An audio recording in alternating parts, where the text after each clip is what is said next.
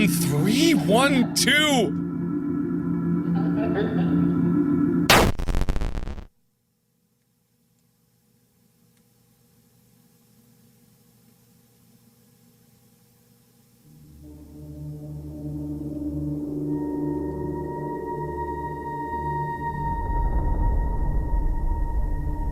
Was that the bite of 87? Five Nights at Freddy's is a game that needs no introduction. If you clicked on this video, then you probably already know exactly what it is, whether you're a new fan or you've been a fan since it released 10 years ago. Structurally, it's a simple game, with some of the most confusing and complex lore you could ever imagine. This is what happens when the creator doesn't plan anything out. I can't really blame Scott either. He didn't know that the game would blow up like it did. The biggest gamers on the internet playing it, receiving millions of views, fan animations, fan theories, fan art, anything you can imagine. The game absolutely broke the internet and has maintained a steady fan base to this day.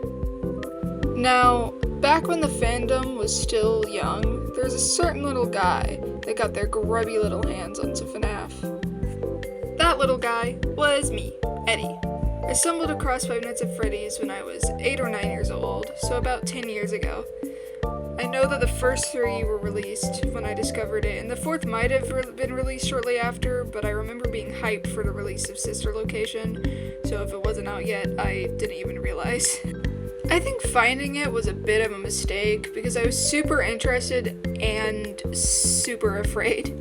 I would wake up super early in the morning to watch videos of it, and I remember we had a DVD player in our living room where my little computer was, and it had a red light on it that would reflect in the window behind our couch. I was like convinced that the light was Bonnie or something. I don't know why Bonnie. I don't even think I found him that scary. Like, I think I thought the scariest was Chica, but I would run down as fast as I could and turn the lamp on before, Bonnie could get me. After braving the dark downstairs, I would look at pictures of it and watch the videos of it until I had to do schoolwork. This would include listening to FNaF songs over and over again. You already know I had that one Living Tombstone song on repeat. I memorized like every word to it. I'd also watch a lot of fan animations. I vividly remember Tony Cry Night series. I also would watch the animations that people would make of the gamers playing the game, but they're in real life. I don't know how to describe it. Also, the Pimations, like 5 AM at Freddy's series is an absolute classic. Plus, I'd watch a lot of gamers gaming, like Markiplier. Markiplier is really the only one I remember watching, like, vividly. Though I think I watched I Has Cupquake as well. And maybe Dan TDM. Did Dan TDM ever play Five Nights at Freddy's?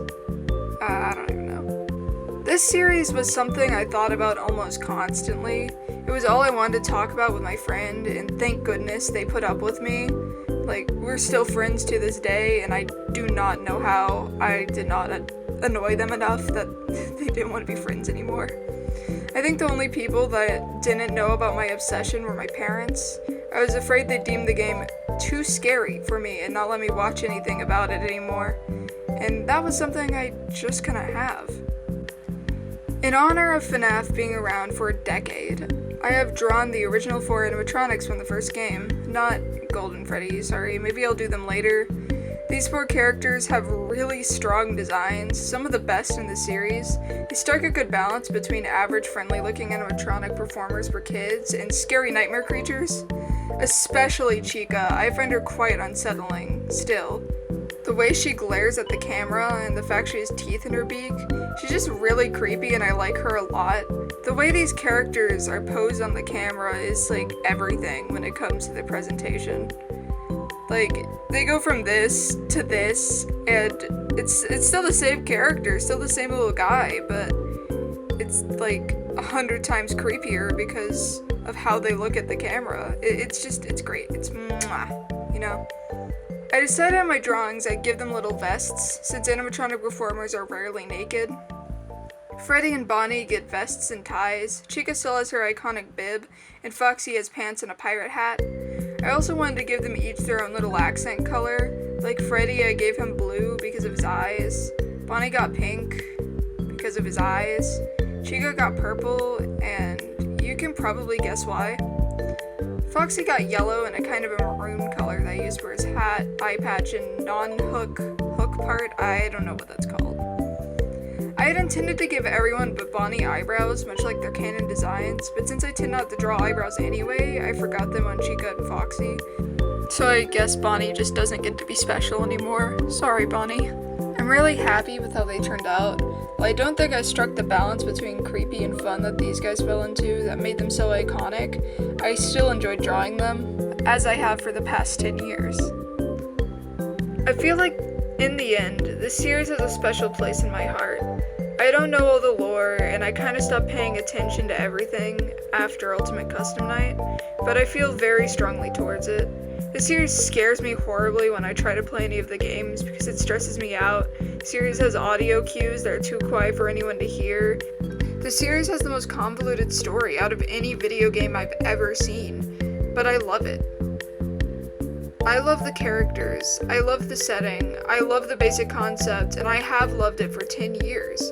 The same songs I listened to back then still linger on my playlist. I'm hyped for the second movie. I still absolutely adore these character designs and think they're incredible.